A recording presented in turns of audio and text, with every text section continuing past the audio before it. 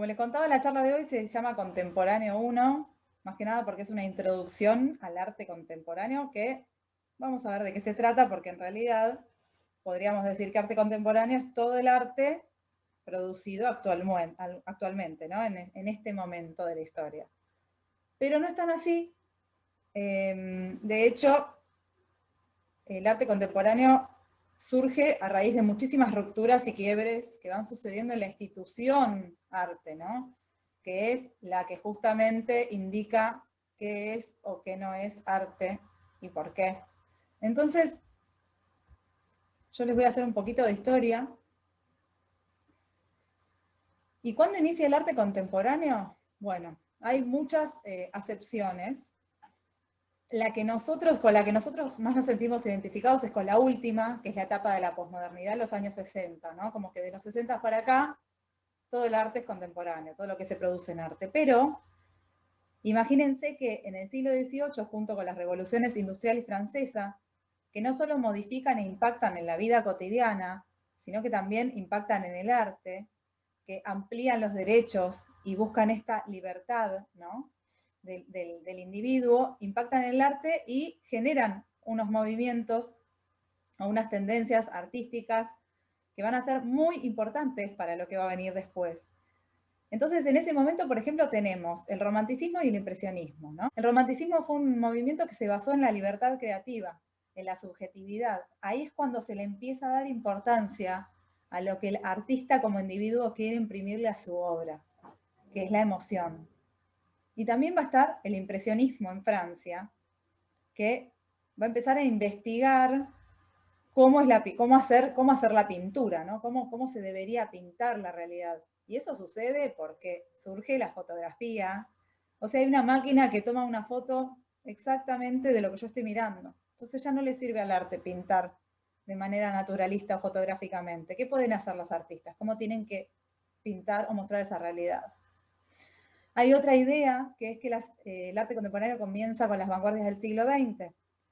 Y es porque las vanguardias del siglo XX generaron un quiebre muy fuerte sobre qué es el arte o cuál es el rol que el arte tiene que cumplir en la vida. Buscaron conectar el arte con la vida y para eso tenían que destruir todo lo que había antes. Recuerden, vanguardias del siglo XX, estamos en plenas guerras mundiales. Entonces, todo eso está destruido. Es como que se pueden sentar bases para algo nuevo. Hay que repensar de nuevo qué es lo que el arte tiene que hacer en la vida de la Europa del siglo XX. Después van a estar las vanguardias de la posguerra, que van a ser el expresionismo abstracto, el pop, la nueva abstracción, el minimalismo y el land art. Son vanguardias nuevas que surgen, por supuesto, en Estados Unidos, donde hay dinero, donde hay prosperidad económica, y a donde van a parar muchísimos artistas desde Europa, ¿no? Después de la Guerra Mundial. Y la posmodernidad también es un posible inicio, ¿no? Entonces podemos decir que en realidad el arte contemporáneo se compone de todo esto. Yo les diría que el arte contemporáneo tiene que ver con, más que nada con la posmodernidad, ¿no? Desde los años 60 hacia acá, porque es el momento en el que nosotros estamos insertos hoy. Así que ese para mí es el arte contemporáneo. Y es el arte que tiene que ver con nuestra época, que cuestiona nuestras instituciones, que cuestiona quiénes somos como seres humanos. Para mí tiene más que ver con eso, pero nosotros vamos a hacer todo este recorrido de manera muy rápida para llegar a las neovanguardias. Hoy vamos a ver las neovanguardias para que se vayan con una idea de qué fue lo que pasó, al menos en el campo de la imagen, que deja de ser importante, ¿no? Y fíjense, acá tenemos, bueno, una obra de Monet, que esto es impresionismo. Yo les contaba, bueno, la revolución industrial cambia la mano de obra humana por la máquina. Eso genera un grandísimo impacto. También le pasaba a los románticos que a raíz de la revolución industrial se sentían alejados de la naturaleza. Entonces empiezan a mostrar ese sentir, ese anhelo por volver y retornar a la naturaleza. Lo pintan, ¿no? Hasta ese momento, la verdad es que el sentir del artista no era importante, pero como les contaba, la Revolución Francesa amplía los derechos y otorga más libertades. Entonces, esto de las revoluciones ayuda a que el arte se vuelva a replantear cómo hacer para conectarse con la vida, ¿no? Y esto que les contaba de que surge la fotografía y que hay que buscar una nueva forma de representar lo que veo. Y para hacer eso los artistas empiezan a agruparse. Entonces este es el germen o la semilla de lo que van a hacer después las vanguardias, que son grupos de artistas que dicen, yo pienso que el arte es esto, vos, sí, yo también, dale, y firman un manifiesto. En realidad eso es lo que sucede.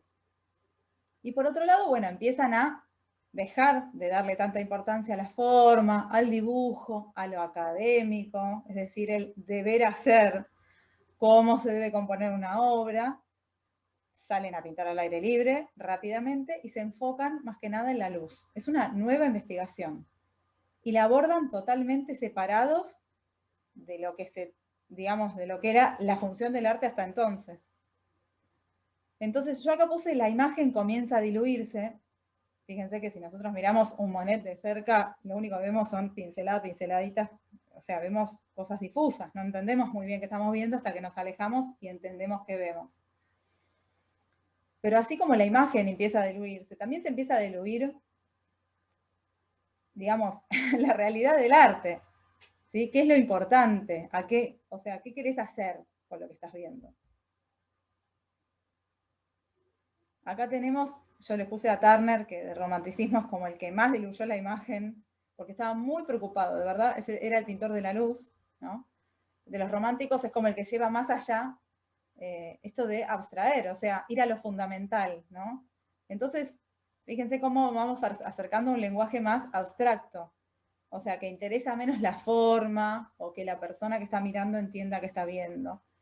Y por el lado de Cézanne, que es el postimpresionismo, o sea, es un paso más allá del impresionismo, Cézanne, por ejemplo, decía que todo en la naturaleza, todo lo que existe se reduce a las figuras geométricas, a la esfera, al cilindro y al cono.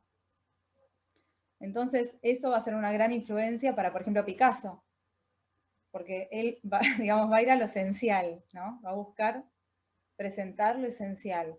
La charla de hoy, más que ir por el lado de, por ahí de las vanguardias como el fauvismo, que son más explosivas en cuanto al color, no solo se va a ocupar del color, pero sino que vamos a hablar mucho más de lo esencial. Vamos a ir más por ese lado, más que nada porque la primera neovanguardia que vamos a ver es la nueva abstracción y van a entender ahora por qué les digo esto. Este es el quiebre, el segundo quiebre del que hablan los historiadores para el arte contemporáneo, que son las vanguardias del siglo XX. Esos movimientos o grupos de artistas que empiezan a definir cómo es que hay que representar la realidad a través del arte, cómo representar la naturaleza. Y fíjense acá, la libertad es absoluta en cuanto al color y las formas, ¿no? No hay un dibujo académico o una forma de representar académica, sino que ellos están pintando en libertad, con total libertad. La obra de Matisse se llama La alegría de vivir, es muy, muy bella si la quieren seguir mirando, y está conectada con el almuerzo campestre de Manet. Él copia la estructura de la composición, pero bueno, es una alegría de vivir total, ¿no? Es la frescura, la soltura, el placer, lo sensual, es otra cosa. Así que estas son estas vanguardias que exploran más que nada el sentir, o que son más decorativas, por así decirlo, más que nada porque se van por el lado del color. Y en cuanto a la distorsión de la imagen, vamos a tener, como vimos en la charla de la Asociación Vienesa de Egon Schiele y Gustav Klimt, cómo se empieza a distorsionar la figura, o cómo cada artista empieza a encontrar una forma de representar la figura.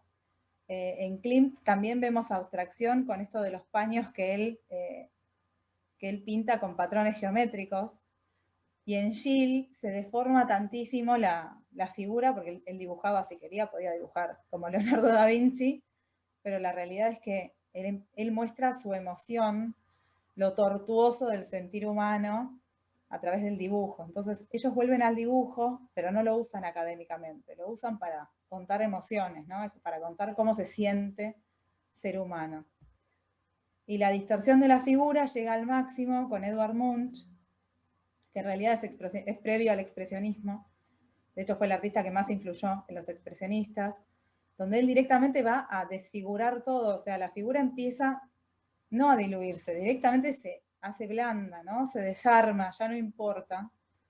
Él le da el retorcimiento que necesita para demostrar algo, que tiene que ver más que nada con el sentir, ¿no? Siempre conectado con la emoción. El expresionismo tuvo varios grupos. Uno fue El Puente. Arriba a la izquierda pueden ver un paisaje de Emil Nolde, que formó parte de El Puente, que eran artistas que querían volver a lo salvaje, a lo primitivo. Y fíjense los colores absolutamente simbólicos, ¿no? Como que nada se condice con la realidad.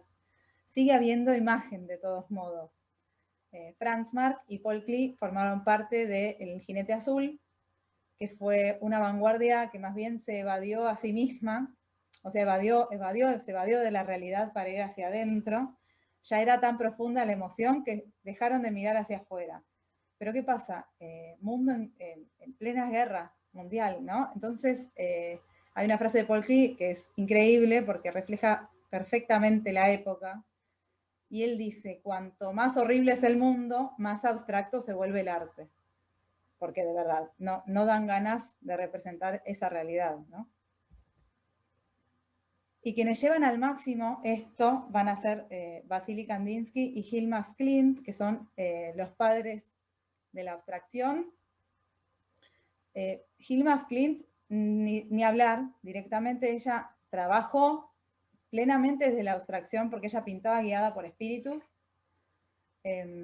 Así que, y de hecho no mostró su obra, recién hoy la estamos visitando como si fuera realmente la madre de la abstracción, porque estas obras, por ejemplo, son de 1906 y la primera acuarela abstracta de Kandinsky es de 1911.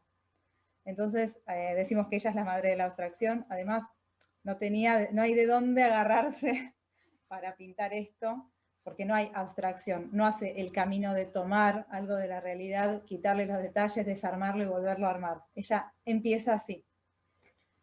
Que para nosotros hoy es algo muy simple de hacer, en ese momento no, no era nada simple. Y Kandinsky, lo que tiene de interesante es que él teorizó sobre lo que era la abstracción. Y entonces él va a ir haciendo un camino de pintar figurativamente, o sea, elementos de la realidad, a los cuales le va a ir sacando los detalles y va a empezar como a sintetizar eso que ve. ¿Y qué pasa? Que cuando sintetiza al máximo, lo que queda solamente son líneas y puntos sobre un plano. Quedan planos de colores, líneas, puntos, nada más. Y queda el color, que es el color, la tecla que toca la emoción humana, ¿no? Pero, digo, llegó a un punto en el cual ya ni siquiera necesita apoyarse en algo de la realidad para pintar, simplemente los elementos más importantes, que van a ser el punto y la línea sobre el plano, junto con el color, que es lo que da la vibración emocional.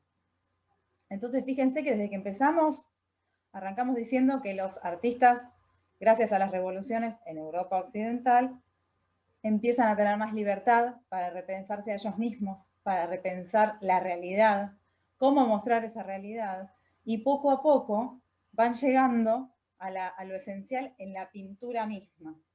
Y ahí llegamos a la abstracción, que es no necesitar de nada de afuera de la pintura para pintar, que es algo importantísimo para la charla y para lo que es el arte contemporáneo. Por eso me parecía interesante que si no vieron la charla de vanguardias, no saben lo que son las vanguardias, sepan que es súper importante, así como el romanticismo. Y esta vez no les voy a mostrar nada de realismo ni de hiperrealismo, porque realmente son, digamos, no me servía para contarles cómo se va desarmando la imagen, ¿no? Cómo empieza a perder peso el elemento tangible de la realidad, cómo pierde importancia, porque hay algo más que decir. Y una de las primeras vanguardias que surge en Europa va a ser el cubismo, junto con Pablo Picasso. Y esta obra particularmente genera una gran ruptura. Son unas mujeres, unas prostitutas en supuestamente la calle de Aviñón. Y esta pintura, donde se nos presentan estas mujeres rarísimas, ¿no? Están como recortadas, están geometrizadas al máximo, ¿no? Fíjense, los pechos de algunas son directamente rombos, ¿no? Está llevado como al máximo esto de geometrizar que les contaba que decía Cézanne, que todo se reducía a las figuras geométricas. También está en esta obra la influencia de la escultura ibérica, de lo africano que venía llegando, estas máscaras africanas, que fíjense, hay dos mujeres que directamente tienen máscaras puestas, más o menos. Y justamente esta búsqueda de mostrar todo como lo conocemos, ¿no? Con el cubismo, lo que pasa es que la representación de la realidad empieza a buscar un compromiso muy fuerte, ¿no? Ellos no quieren engañar más con la pintura. Entonces lo que quieren es mostrar la realidad como la conocen, no como se ve, como la conocen. Y con esta pintura se generó un grandísimo escándalo. De hecho, creo que Picasso la mostró 8 años más tarde. Realmente no estaban preparados para esto. Él venía pintando naturalezas muertas y de repente aparece esto, ¿no? Ya estamos muy lejos de lo que es la pintura figurativa. Ya estamos en un punto en el que estamos buscando cómo está hecha la realidad, ¿no?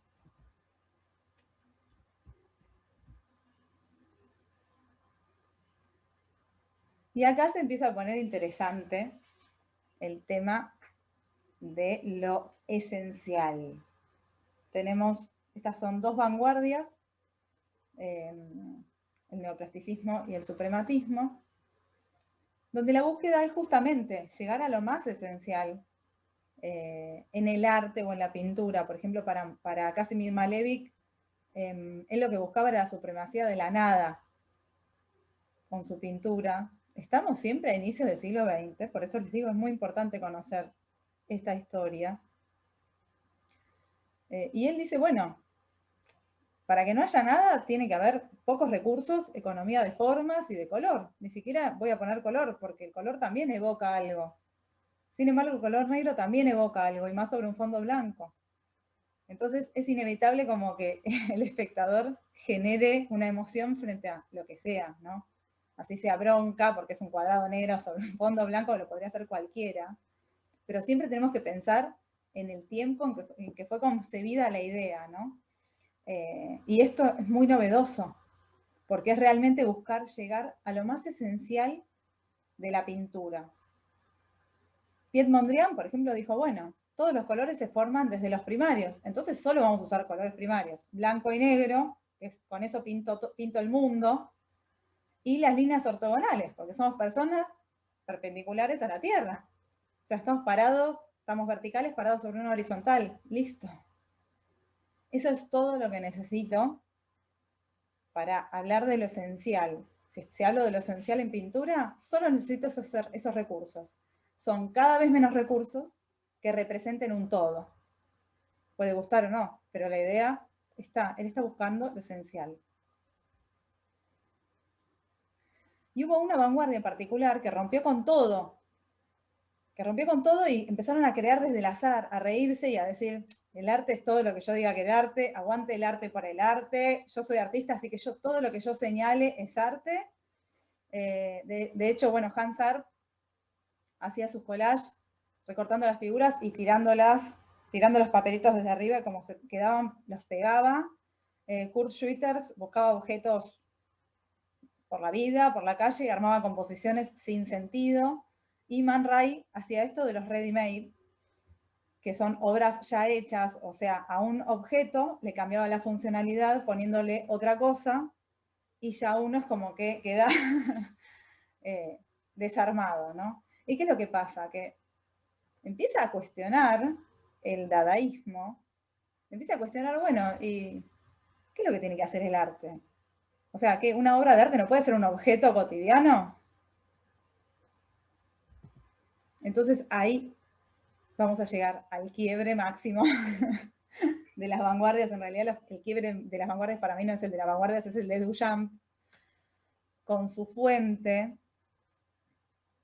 que es un mingitorio comprado en cualquier lado, blanco, firmado como si fuera por otra persona, que él presenta en un concurso donde él mismo era jurado, y la obra queda rechazada por no ser una obra de arte, ¿no? Con esto, bueno, igual hay unos datos de color que después les voy a contar, porque en realidad supuestamente ni siquiera la obra es de él, pero bueno. Vamos a decir por el momento que sí, vamos a seguir con el tema de la historia del arte como la conocemos. Y estas son las preguntas a las que yo me refería. Lo que pasa con esta fuente, que es, primero que no es algo hecho por alguien, no está manufacturado por el artista, no es que Duchamp realizó el objeto, no, lo fue a comprar, número uno. Número dos, no es lindo, no tiene ninguna virtud estética, ¿no? Ni siquiera está intervenido para que esté bueno. Número tres, es rechazado porque no es una obra de arte. ¿Y quién dice que es una obra de arte y que no? ¿No? En la época de las posguerras, lo que va a pasar es que, como les comentaba, gracias a la prosperidad económica, van a surgir muchos movimientos o tendencias de pintura, particularmente en Estados Unidos, sobre todo en Nueva York, de las cuales acá tenemos el expresionismo abstracto, que fue una de las primeras, ¿no? Nuevas vanguardias de posguerra. Estos son años 50, para que tengan una idea. Y eran estas pinturas enormes, lienzos gigantes, chorreados, donde lo más interesante por ahí es lo gestual, ¿no? Esto de sacar la emoción de adentro, esta libertad de la psique, ¿no? Revoleando la pintura para todos lados, y en un formato sobrehumano. Acá se vuelve a la idea del artista genio, ¿no? Trabajando solo en su taller, sacando toda su expresividad. Y también es muy importante que en esta época, yo les había mostrado en la charla sobre expresionismo abstracto una tapa de la revista Life, donde aparece Pollock, y se preguntan, ¿es el artista vivo más caro? En esta época surge lo que llamamos el mercado del arte. Entonces, esa pregunta que recién contestaban ustedes, ¿quién decide qué es arte?, va a estar muy relacionada con el mercado del arte, con compradores, gente que mueve el dinero y que decide comprar Pollock. Entonces, ya Pollock pasa a tener un peso. Eso es muy importante, porque en realidad, bajo esa tendencia de que es el dinero lo que define qué es el arte, va a pasar que va a haber muchas cosas que realmente no vale la pena pagar un peso por ellas, ¿no? Va a empezar a pasar esto. Por eso digo, es muy importante esta época, no solo por las expresiones, sino también por todo lo que rodea a la creación, ¿no? Así que no le quito el mérito, por supuesto que no, todo es importante, todo es interesante. Cada uno de nosotros, como les digo siempre, va a ir encontrando la expresión que más se acerque a lo que uno es, o a lo que uno desea, o a lo que uno disfruta, a lo que le da placer observar y vivenciar. Pero tiene mucho peso todo esto, por eso les digo, época de prosperidad económica es colonialismo económico, también es colonialismo cultural, donde pasa todo eso en Nueva York y desde ahí vienen las máximas tendencias, aportes económicos importantes para que eso suceda ahí. Contra el expresionismo abstracto y hacia el lado del dadaísmo, que yo les contaba que toma objetos del cotidiano y los pone ahí, ¿no? Y nos dice, esto es una obra de arte, este objeto cotidiano ya no es un objeto cotidiano, es una obra de arte. Vamos a tener esta rama del pop, donde van a estar Jasper Johns, Robert Rauschenberg y Jim Dine. Las obras de Jasper Johns todavía se cuelgan en una pared, pero bueno, empieza él a trabajar justamente con todo esto, estas cosas visuales que todos reconocemos. Acá hay una Diana. Él va a pintar la bandera de Estados Unidos una y otra vez. La materialidad es súper pesada porque él usaba goma encáustica, o sea, es muy del elemento. O sea, estos artistas igual todavía tienen oficio, saben cómo trabajar con estas materialidades. Lo mismo que Robert Rauschenberg, que de acá se va a ir alejando cada vez más del bastidor colgado y va a empezar a presentar instalaciones, que ya son esos objetos que él encuentra puestos en una forma. Y es obra bastante abyecta, bastante fea, ¿no? Por lo general son cosas que están rotas, que no sirven para nada, y él es como que las reformula y las presenta como si fueran arte. Estamos con el mismo problema que antes, lo mismo con Jim Dine y esta serie de pinturas que en realidad no lo son, que son objetos pegados en un bastidor. Lo que pasa es que él, ¿qué hace? Lo presenta como si fuera una obra porque están en un marco que se puede colgar. son herramientas coloreadas.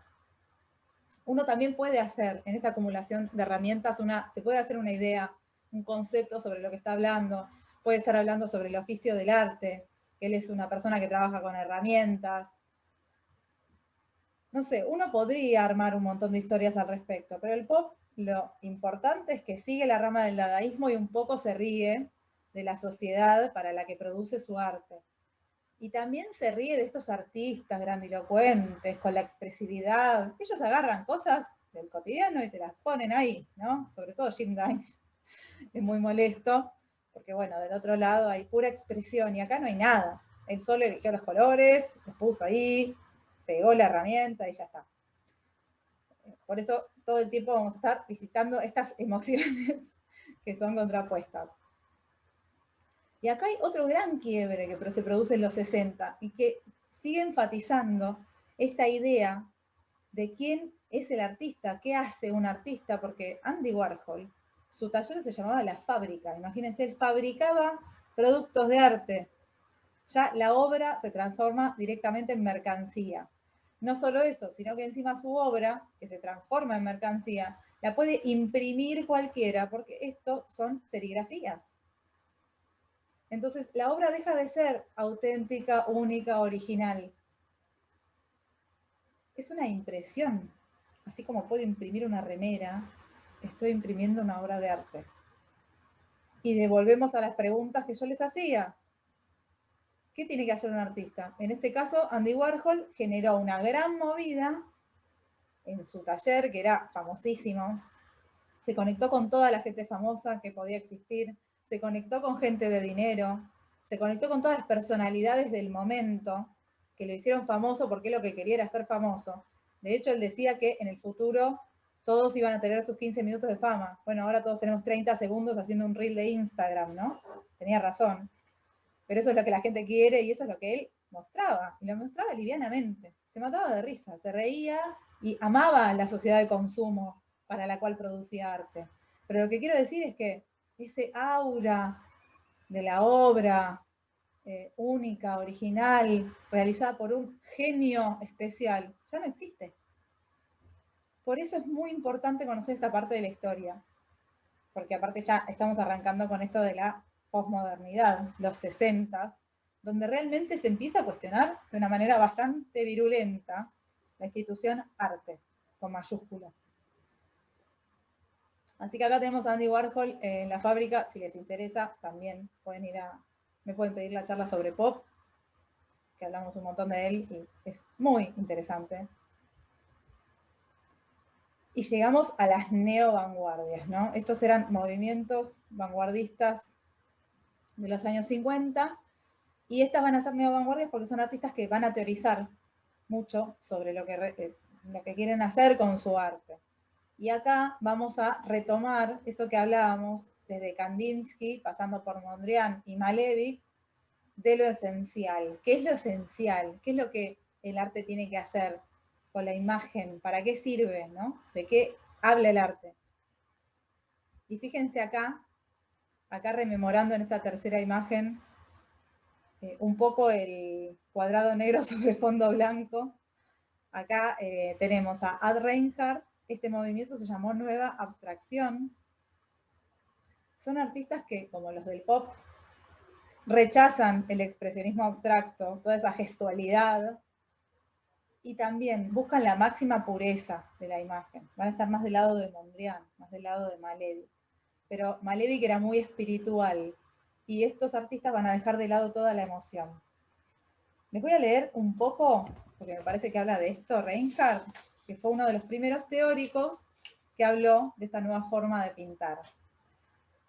Y a propósito de uno de esos cuadros, él dice: un lienzo cuadrado, neutro, sin forma, con el toque de pincel retocado para borrar el toque de pincel.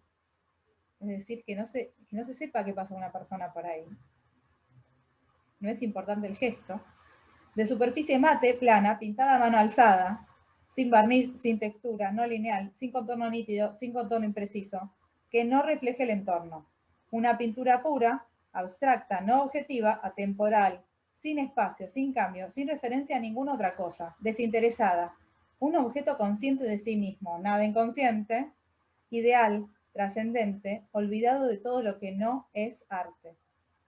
A esta pintura, a esta nueva abstracción, a esta nueva forma de pintar se la llamó hard edge, o sea, borde duro.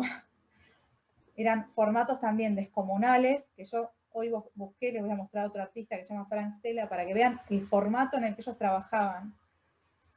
El soporte es perfecto, o sea, perfectamente recortado, rectangular, o es un cuadrado, y después hay otros artistas que van a ir más allá con el recorte del soporte. La importancia la va a tener el color, como acá ven, son paletas que van jugando sobre sí mismas, pero la forma va a ser económica. Es decir, no va a haber ahí adentro un gran desmadre de formas, sino que si estoy pintando rectángulos, aparecen rectángulos, ¿no? Es una pintura que se justifica en sí misma, es decir, solo es una pintura. No es una pintura que represente nada, que no está conectada con nada histórico. O sea, es una pintura que solo se remite a sí misma. La pintura es un asunto visual. Todo lo que no sea visual se rechaza. O sea, no hay símbolo, no hay nada literario, no hay nada por fuera de eso. Entonces, con estas bases, Reinhardt va a escribir 12 nuevas reglas, 12 reglas para una nueva academia, o sea, 12 reglas para una nueva forma de pintar, de donde se va a deducir su frase más famosa, que es más es menos y menos es más. Y les voy a leer la frase de él. Dice, más es menos y menos es más. La primera regla y norma absoluta de las bellas artes y la pintura, que es el arte más elevado y libre, es su pureza. Cuanto mayor sea el número de usos, relaciones o suplementos que tenga una pintura, menos pura será. Cuantas más cosas encierre, cuando más ocupada esté la obra de arte, peor será. Más es menos. Es decir, hay que reducir todas las posibilidades, todo lo que sea ajeno a la pintura para llegar a la pureza máxima de la pintura. Y con esto él da el puntapié, esta nueva abstracción, o abstracción post-pictórica, como ustedes quieran, o como la nombraron miles de historiadores, le pusieron 20 nombres distintos, da el puntapié a una idea muy importante, que es que la obra, la pintura, ya no es una ventana, sino que tiene un valor directo de realidad. O sea, es una realidad en sí misma. Y el formato, acá ven obras de Frank Stella, el formato de la obra, al ser tan descomunal, también nosotros nos podemos parar de una forma distinta, ¿no? Nuestro cuerpo ya entra en juego con estas obras. No es lo mismo ver una obra chiquitita que ver una obra enorme que absorbe todo mi cuerpo, y ni hablar de estas obras con los marcos recortados, ¿no? Esta pintura que ven acá de Frank Stella se llama Levante las banderas. Él pintó una serie de pinturas negras. Frank Stella es un artista increíble, que yo les diría que sigan mirando y que sigan indagando a él, porque hasta los 80 años siguió creando cosas increíbles y le dio muchas vueltas de rosca a estas ideas, ¿no? Pero para estas pinturas negras, por ejemplo, él pintaba casas. Entonces, él va a pintar sobre madera, con esmalte sintético negro, estas líneas que son todas del mismo ancho y que tienen que ver con el ancho del formato, del ancho de la madera que él usa, ¿no? Entonces, por ejemplo, si la madera mide 6 centímetros, la línea va a medir 6 centímetros. Pinta con brocha y no hace nada más que generar un patrón geométrico con esas líneas. Después va a pasar, las de al lado son de la muestra Estructuras Primarias, que fue muy importante, donde él participó con estas pinturas negras, y las pinturas que ven recortadas están hechas en aluminio. Estos artistas empiezan a meterse de a poquito, empiezan a dejar de lado los materiales incluso que tienen que ver con la pintura como disciplina de siempre, empiezan a dejar el óleo, como ven, esmalte sintético sobre madera, chapa y aluminio, empiezan a usar materiales industriales, o sea, no quieren dejar huella y cada vez quieren dejar menos huella.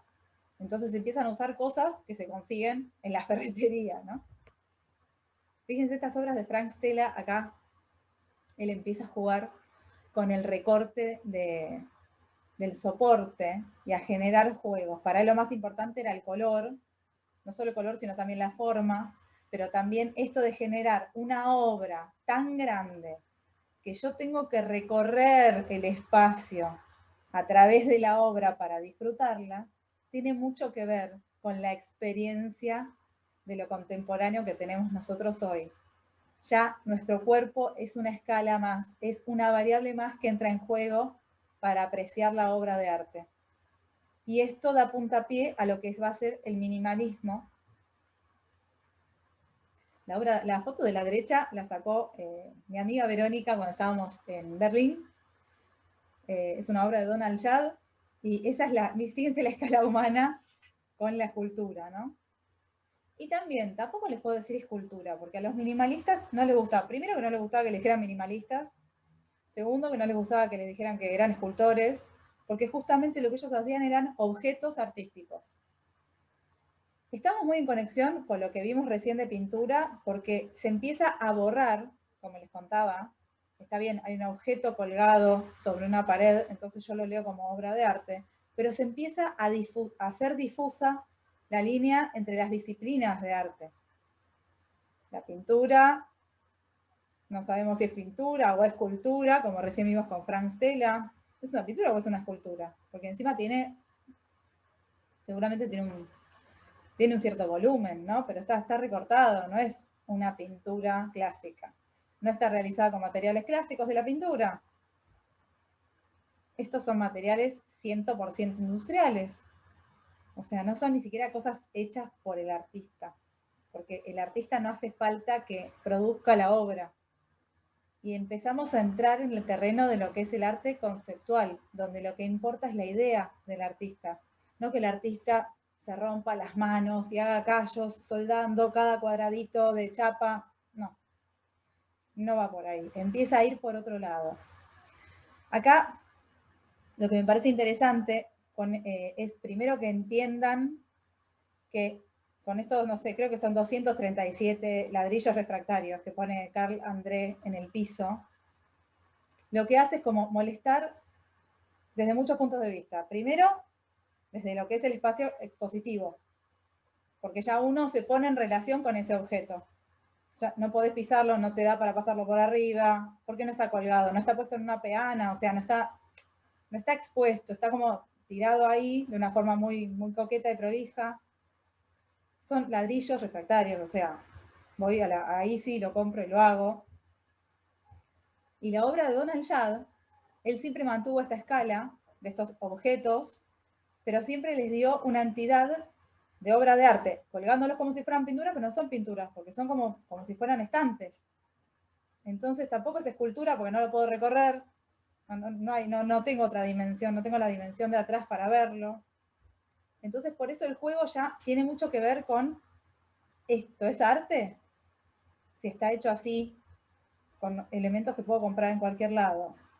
O sea, ¿qué quieren hacer? ¿No? Y a su vez, lo que es muy interesante de estas obras es que si estos ladrillos quedan tirados ahí, no hay nadie que juegue con el cuerpo alrededor de eso, no está activada la obra, no sirve para nada. Estas obras no sirven de nada sin público. Y acá ya empieza a haber un aspecto muy contemporáneo del arte, que es que el arte necesita completarse con un otro, que soy yo, con mi cuerpo habitando el mismo espacio que la obra. El minimalismo lo que va a buscar es justamente influir sobre el espacio que lo rodea y también en quien está en ese espacio, viviendo o conviviendo con la obra, aunque sea momentáneamente. Así que eso es muy interesante. Como les contaba, ellos no hacían esculturas, sino que hacían objetos, justamente usaban materiales industriales porque querían sacarse de encima todo lo que era lo emocional y porque el espectador queda activado porque no entiende, o no hay nada emocional, no hay nada que, no está representando nada, entonces ya me valgo yo misma de mis propios recursos para generar algo con la obra, un diálogo con la obra. Pensemos que estamos en los años 60 en Estados Unidos. Es como una búsqueda de generar orden en un mundo caótico. También es una reacción a la gestualidad, ¿no? Esto de Pollock vendiendo obras todas chorreteadas de pintura. Y también es un arte que lo que busca es proporcionar una experiencia de la percepción de la persona. no es una experiencia visual o óptica, ya es de percepción porque ya involucra el cuerpo, ¿no? Con los tamaños de las obras. Robert Morris fue uno de los artistas más importantes del movimiento que también escribió ensayos al respecto de lo que querían hacer los minimalistas. Él sería como el portavoz, digamos, del grupo. Y para él lo más importante, además de entender cómo percibimos, ¿no?, los objetos en el mundo, también le interesaban las propiedades visuales. Fíjense, esos 4 cubos, todos están cubiertos por espejos y son de una altura como si fuera una mesa. O sea, son grandes, son objetos grandes. Yo ya si me meto ahí ya no puedo evitar jugar con el reflejo, yo me muevo y me reflejo dentro de la obra.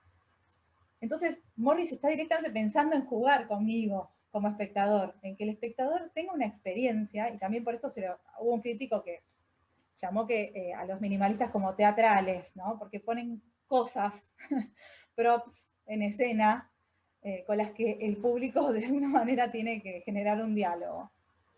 Pero lo que está interesante de Robert Morris, justamente que nos da una experiencia cinética, una experiencia de movimiento, pero física, ¿no? Que estamos considerados en la obra. Y lo que sí cuestionamos acá es, justamente de nuevo, esto, ¿es tan importante el artista que hace la obra o ya pasa a ser más interesante la idea que el artista plantea? Cuando uno conoce la idea que inspira estos objetos, ya se involucra, se puede meter un poquito más y decir, bueno, puede ser que le dé un changüí, ¿no? Le doy un rato de interés a ver qué pasa. Pero justamente el arte deja de mostrarse en vidrieras, en vitrinas, sobre la pared colgado o sobre una peana para que uno pueda recorrer, y empiezan a hacerse estos objetos enormes donde ya yo, como persona humana, y con mi escala de cuerpo, empiezo a tener otra forma de conectarme. Que por eso siempre les digo, usemos todos los sentidos. No es lo mismo ver una foto de esta obra que estar recorriéndola. Algo pasa y en realidad son obras que apuntan a eso, a la percepción de los objetos en el espacio. Y esto me parece fascinante porque ya Robert Morris no solo que le interesaba que las personas recorrieran la obra o se sintieran dentro de la obra, sino que además generó muchos trabajos donde justamente el cuerpo de las personas que habitan la obra es fundamental. Sin eso no existe. Lo que ven arriba a la izquierda, una muestra que se llamó Body Spaces, Motion Things. Es cuerpo, espacios, movimiento, cosas, ¿no? Son como cosas que activan movimientos en el espacio con el cuerpo, ¿no? Ese hizo en 1971 y se volvió a hacer en 2009. A la foto de abajo es la del Museo de Whitney y también creo que se hizo la Tate Modern en Inglaterra. Pero él construyó todos estos elementos para la muestra y después se destruyeron. Porque, ¿qué pasa? No es interesante tener estas estructuras realizadas sin que haya nadie que las active, nadie que juegue con ellas, nadie que interactúe, ¿no? Y además, a su vez, de hecho, sigue cuestionando la institución o la importancia de la obra de arte. La obra de arte no se toca, no hay que tocarla, no se vive. Bueno, acá es todo lo contrario. Si vos no te metés adentro de la obra, saltás arriba de ella, tomás las sogas para subir y bajar, si vos no jugás con la obra, no hay obra. Ya estamos en el terreno, en el campo de las ideas. Por eso el título de la charla era hacia el mundo de las ideas, desde el objeto hacia las ideas. Esto no implica que no se sigan generando objetos para el arte, pero sí tiene mucha relevancia las formas o nuevas formas de generar relación de los espectadores con el arte.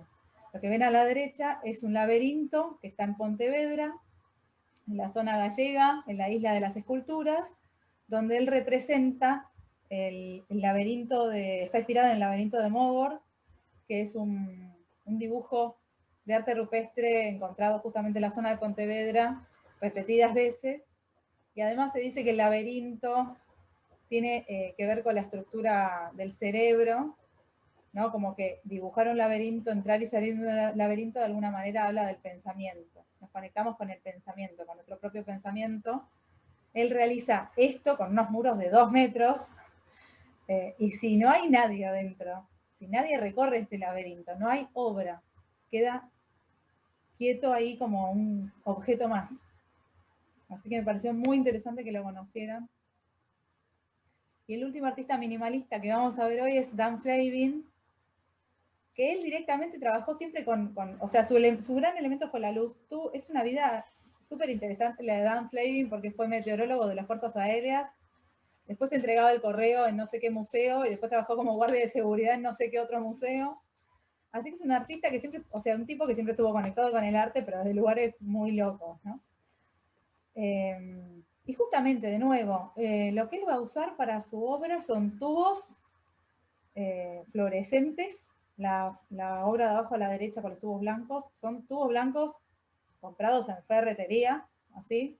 Siempre usó el mismo formato, o sea, muy estandarizado. Es decir, que tampoco es que manda a hacer un tubo fluorescente, ¿no?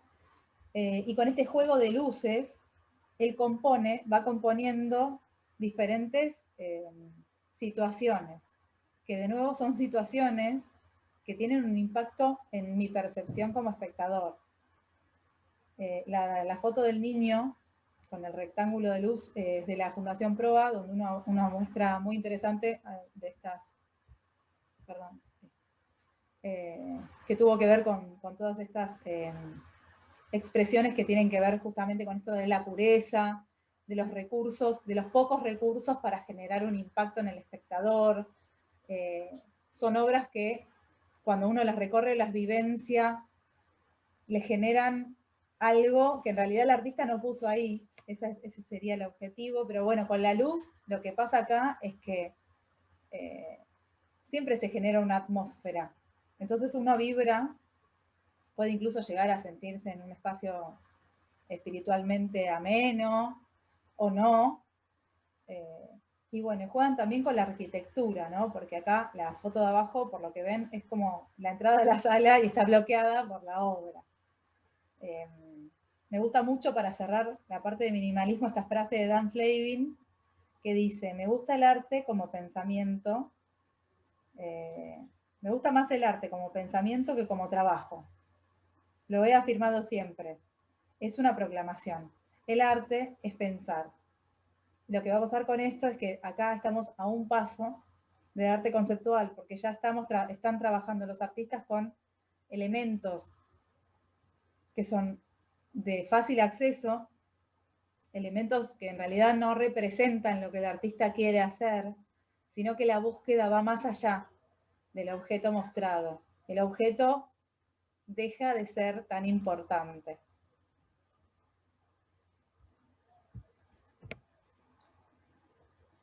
Y nos vamos a meter por último en esta charla de hoy con el land art, que es el arte de la tierra, así como los minimalistas empiezan a generar estos objetos que son entre esculturas y después se meten un poco con la arquitectura también. No son pinturas porque no se cuelgan, pero tienen que ver con eso, por ejemplo las de Donald Judd, que son esos estantes. Digamos, todo este juego de que ya no hay tanta solidez en la definición de las disciplinas, con el land art ya se va mucho más allá y se hace directamente un arte de la naturaleza en la naturaleza. El paisaje para los artistas del land art, del arte de la tierra, va a ser fundamental. De hecho, van a trabajar con los materiales que les provee la misma tierra, van a usar la roca, las tierras, las ramas, la arena. Algunos incluso van a usar el viento, las mareas, cómo eso modifica la obra. Tiene mucho que ver con el surgimiento de una conciencia ecológica y también con el hecho de cómo se empieza a contaminar, cómo el capitalismo y sus excesos impactan en nuestra tierra. Tiene que ver con esto, pero también tiene que ver con una gran conexión con la naturaleza. Y de hecho estas obras donde se hacen quedan, son obras que después no se sacan, no son efímeras, son obras que quedan y que si se tienen que erosionar y desaparecer por fruto de la naturaleza, está bien, está considerado, pero por ese motivo es muy importante, casi tan importante como la obra, la documentación de la obra. Fotos, videos, películas, siempre todo el registro mientras se realiza la obra y como queda, es muy importante para los artistas del land art. Esta alteración del paisaje que producen también tiene que ver con, bueno, estoy haciendo arte por fuera de la galería, por fuera del museo. Entonces, como les contaba, se sigue cuestionando las instituciones que dicen esto es arte, esto no es arte. Es muy interesante el land art, más que nada por eso. Esta obra, El malecón espiralado, la isla espiralada, de Robert Smithson, es una obra, es increíble esta obra, si quieren después busquen, hay fotos aéreas de la obra, es alucinante. Esta obra él la termina en 1970, pero para él la obra de arte, por ejemplo, era un fenómeno que no tenía que ver con el objeto, ¿no? Que podía ser explicado más en términos de espacio y tiempo. Y él lo que quería era que esa superficie, como que la superficie de la espiral es solo una apariencia, para él lo pensaba como si fuera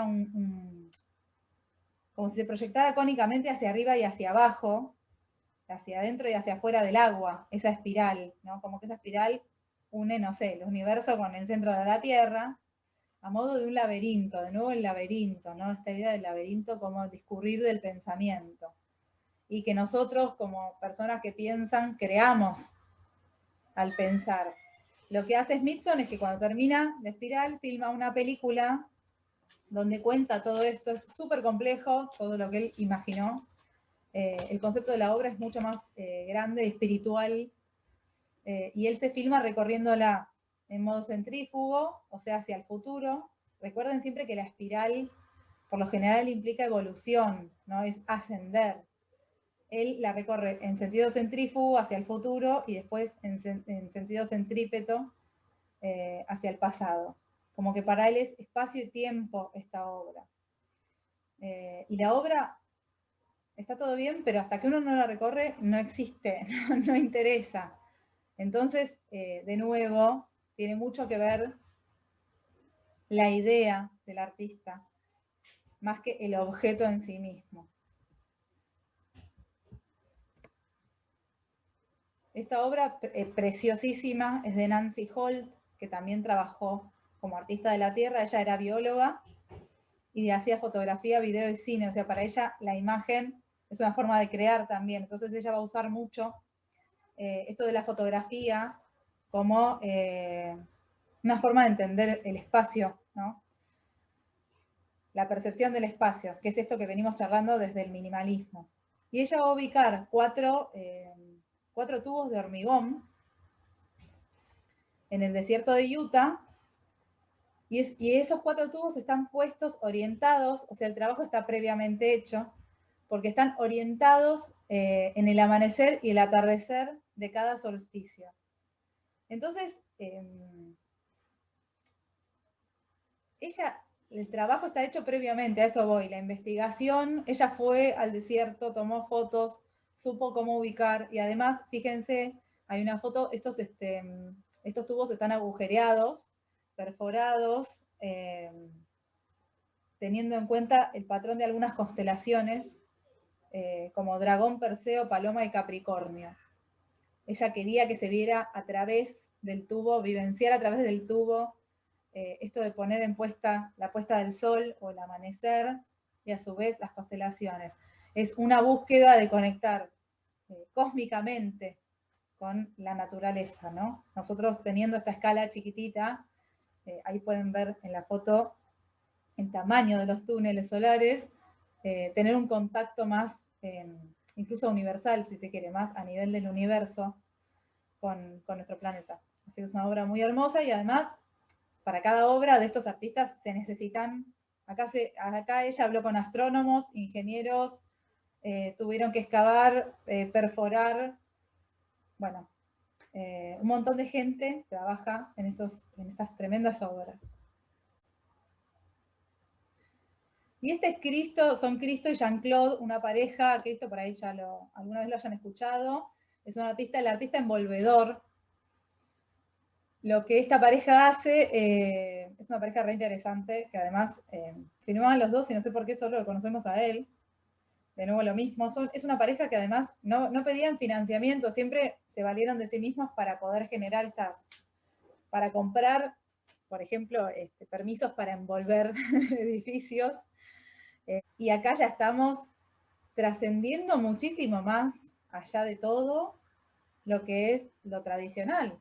La pintura, la escultura, la arquitectura, ya está mucho más allá. Lo que pasa con estas obras es que son como gestos poéticos en realidad, que no están buscando que nosotros entendamos qué se quiere decir. Siguen jugando con esta idea del espacio, de la percepción del espacio, de la percepción de los objetos, de cómo damos por sentado algunas cosas y hasta que no nos las tapan nos damos cuenta que estaban ahí, o no les damos el peso visual que en realidad tienen. Ese de abajo es el Reichstag en Berlín. Y como les contaba, la búsqueda también esto de el negativo y el positivo, ¿no? Y estas obras son efímeras, son obras que se realizan en un momento y luego se sacan.